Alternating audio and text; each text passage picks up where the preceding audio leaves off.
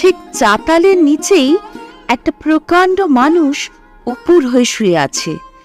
চাঁদের আলোয় তার চেহারা পরিষ্কার দেখতে পাচ্ছি।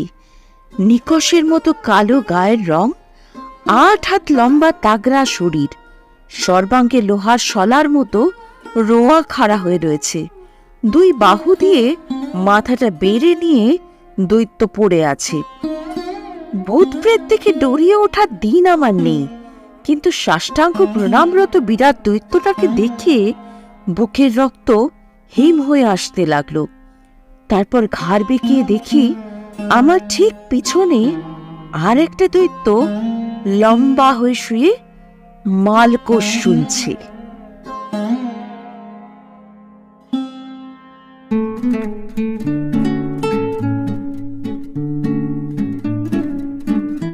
আজ আপনারা শুনছেন প্রখ্যাত সাহিত্যিক শরদিন্দু বন্দ্যোপাধ্যায় রচিত অদ্ভুতুড়ি গল্প মালকোষ। পাঠে আমি সহেলি। বড়দা বলল, ওস্তাদ কাফি খাঁর সিতার শুনেছ? ক্লাবের পাঠাগারে আমরা কয়েকজন নীরবে বসে সাময়িক পত্রিকার পাতা উল্টাচ্ছিলাম। অমূল্য পত্রিকা থেকে চোখ তুলে কিছুক্ষণ ভ্রুকুটি করে রইল, তারপর বলল, মতলবটা কি? নতুন আষাঢ়ে গল্প তৈরি করছো, তাই শোনাতে চাও? বড়দা কর্ণপাত করল না, গল্প আরম্ভ করে দিল। পুজোর ছুটিতে শ্বশুর বাড়ি গেছিলাম। আমার ছোট সারা শুভেন্দুর ভারী গান বাজনার শখ। একদিন আমাকে বলল, জামাইবাবু, ওস্তাদ কাফি খাঁর সিতার শুনতে যাবেন? ওস্তাদ যে আমাকে খুব ভালোবাসেন। কয়েকদিনের জন্য শহরে এসেছেন, ডাক বাংলোতে আছেন। আমি খবর পেয়েই ছুটে গিয়েছিলাম। তিনি বললেন, আজ রাত্রে যখন আর কেউ থাকবে না তখন বাজনা শোনাবেন। যাবেন আপনি আমার সঙ্গে? নেই কাজ তো খই ভাজ। উচ্চাঙ্গ গান বাজনার প্রতি আমার বিশেষ আসক্তি নেই। ধ্রুপদ, চৌতাল, ধামার, দশকুশি বুঝি না। রবীন্দ্রসঙ্গীতেই আমার আত্মা পরিতুষ্ট। কিন্তু বিনা মাসুলে যখন এত বড় একজন ওস্তাদের বাজনা শোনার সুযোগ হয়েছে, তখন ছাড়ি কেন? বললাম, আচ্ছা যাব। রাত্রে আন্দাজ 9টার সময় খাওয়া দাওয়া সেরে ডাক বাংলোতে উপস্থিত হলাম। জায়গাটা বেশ নিরিবিলি, পাঁচিল ঘেরা উঁচু ভিতের বাড়ি। বাড়ির সামনে 4 ফুট উঁচু চাতাল। এই চাতালের ওপর আলোয়ান গায়ে দিয়ে একটি বৃদ্ধ বসে আছেন। তার পাশে একটি সিতার শোয়ানো রয়েছে। পরিষ্কার চাঁদের আলোয় ওস্তাদজিকে দেখলাম। লম্বা একহারা চেহারা, মাথায় পাকা বাবরি চুল, চিবুকে ত্রিকোণ দাড়ি। বয়স অনুমান করা শক্ত, তবে 70-এর কাছাকাছি তো হবেই। শ্যালক ভূমিষ্ঠ হয়ে প্রণাম করল। ওস্তাদজি স্নিগ্ধ স্বরে বললেন, এসো বাবা। সঙ্গে ওটি কে? শালা পরিচয় করিয়ে দিল। আমিও হেঁট হয়ে প্রণাম করলাম। ওস্তাদজিকে দেখে তিনি হিন্দু কি মুসলমান এই কথা মনে আসে না।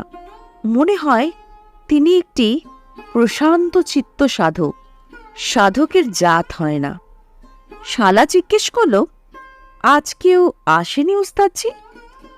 ওস্তাদজি একটু ম্লান হেসে বললেন, এসেছিল কয়েকজন রইস লোক। 8 ঘন্টা বাজনা শুনে বাহবা দিতে দিতে চলে গেল। কেউ কিছু বোঝে না। গুণীজনের পক্ষে অরসিকেশু রসস্ব নিবেদন কতখানি পীড়াদায়ক তা জানি বলেই নিজের কথা ভেবে মনে মনে সন্তুষ্ট হয়ে উঠলাম। ওস্তাদজি যাতে আমার অজ্ঞতা ধরতে না পারেন সে বিষয়ে সতর্ক থাকা দরকার। ওস্তাদজি সিতারের উপর হাত রেখে শালাকে বললেন, কি শুনতে চাও বলো। শালা হাত জোর করে বলল, অনেকদিন আপনার মালকোষ শুনিনি। ওস্তাদজি আস্তে আস্তে সিতারটি কোলে তুলে নিলেন।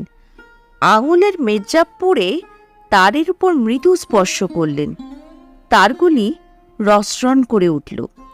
তারপর তিনি সিতারের কানে মোচড় দিয়ে তারগুলি বেঁধে নিতে নিতে বললেন, এখন হেমন্তকাল, রাত্রে 2য় প্রহরও আরম্ভ হয়ে গেছে।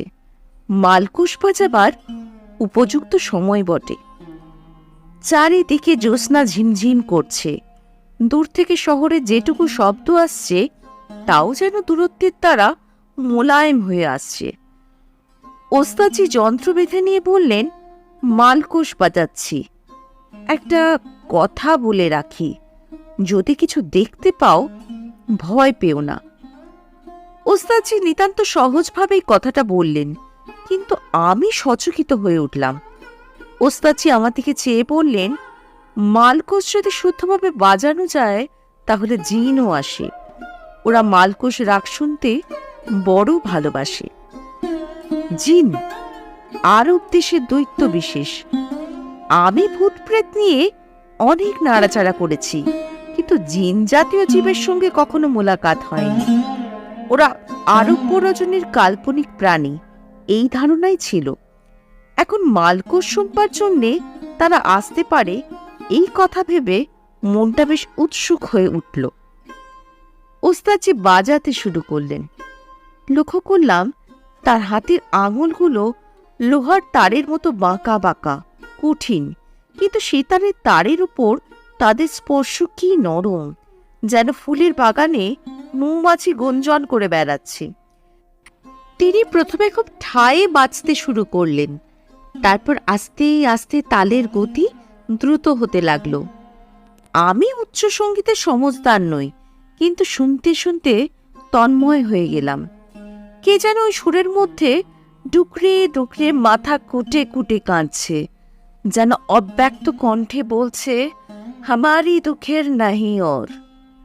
আমার শালা সত্যিকারের রসগোলক। সে মাথা নাড়ছে না, উরুতে তাল ঢুকছে না, ঘাড় নিচু করে স্থির হয়ে বসে আছে। আমিও একটা নিবিড় অনুভূতির মধ্যে ডুবে গেছি। এইভাবে কতক্ষণ কেটে গিয়েছে জানি না, বোধহয় 20-25 মিনিট হবে। একসময় অনুভব করলাম নাকে একটা গন্ধ আসছে। স্থান কাল বিবেচনায় গন্ধটা স্বাভাবিক নয়। শুকনো তামাক পাতার কড়া গন্ধ। এতক্ষণ অর্ধনিমিলিত নিদ্রে বাজনা শুনছিলাম, এখন চোখ আরেকটু খুলে এদিক ওদিক তাকালাম। কই, তামাক পাতা তো কোথাও নেই। ওস্তাদজি ঘাড় গুজে বাজিয়ে চলেছেন। শালা নিবাত নিষ্কম্প বসে আছে, অন্য মানুষও কেউ আসেনি। তবে হঠাৎ নজর পড়ল চাতালের নিচে মাটির উপর। বুকটা একবার গুড়গুড় করে উঠল। আমি বসেছিলাম 4 ফুট উঁচু চাতালের কিনারা ঘেঁষে। নিচে নজর পড়তেই বুঝলাম গন্ধটা কোথা থেকে আসছে। ঠিক চাতালের নিচেই একটা প্রকাণ্ড মানুষ উপর হয়ে শুয়ে আছে। চাঁদের আলোয় তার চেহারা পরিষ্কার দেখতে পাচ্ছি। নিকষের মতো কালো গায়ের রং, 8 হাত লম্বা তাগড়া শরীর, সর্বাঙ্গে লোহার শলার মতো রোয়া খাড়া হয়ে রয়েছে। 2 বাহু দিয়ে মাথাটা বেড়ে নিয়ে দৈত্য পড়ে আছে। ভূত প্রেত থেকে ডরিয়ে ওঠার দিন আমার নেই, কিন্তু সাষ্টাঙ্গ প্রণামরত বিরাট দৈত্যটাকে দেখে বুকের রক্ত হিম হয়ে আসতে লাগলো। তারপর ঘাড় বেঁকিয়ে দেখি আমার ঠিক পিছনে আর একটা দৈত্য লম্বা হয়ে শুয়ে মালকোষ শুনছে। আর একটু হলেই হাউমা করে উঠেছিলাম আর কি। অতি কষ্টে সামনে নিলাম, তারপর চোখ বুজে বসে রইলাম। চোখ খুলে তাকাবার সাহস নেই, হয়তো দেখব আরো অনেকগুলি 8 হাত লম্বা জিন ভূমিষ্ঠ হয়ে মালকোষ শুনছে। ভাই, আমি নানা জাতের ভূত দেখেছি, কিন্তু ভূতের গা দিয়ে তামাক পাতার গন্ধ বেরোয় এবং তারা উপর হয়ে শুয়ে মালকোষ শুনতে ভালোবাসে, এ কথা জানা ছিল না। আরব উপন্যাসেও কিছু লেখেনি, হয়তো আরব দেশের ভূত এমনিই হয়। মালকোষ সুরটা কিন্তু খাঁটি ভারতীয় সুর। তার আদি নাম মল্ল কৌশিক। ওস্তাদজির বাজনা ধীরে ধীরে শেষ হয়ে আসছে, যেন একটা মর্মন্তুদ বিলাপ ফুঁপিয়ে ফুঁপিয়ে কেঁদে কেঁদে ঘুমিয়ে পড়ল। ওস্তাদজি কিছুক্ষণ সেইভাবে বসে রইলেন, তারপর আস্তে আস্তে সিতার নামিয়ে রাখলেন। আমি চোখ বুজে বসে বসে অনুভব করলাম তামাক পাতার গন্ধটা মিলিয়ে যাচ্ছে। ভয়ে ভয়ে এদিক ওদিক তাকালাম, কাউকে দেখতে পেলাম না। জিনেরা চলে গেছে। ওস্তাদজি আমার দিকে সপ্রশ্ন চোখে চাইলেন। ওরা এসেছিল নাকি? বললাম, এসেছিল।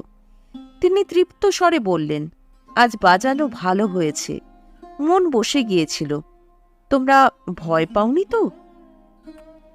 এতক্ষণে শালার ধ্যান ভঙ্গ হলো। সে পকেট থেকে একটি রুমাল এবং একটি গিনি বার করল।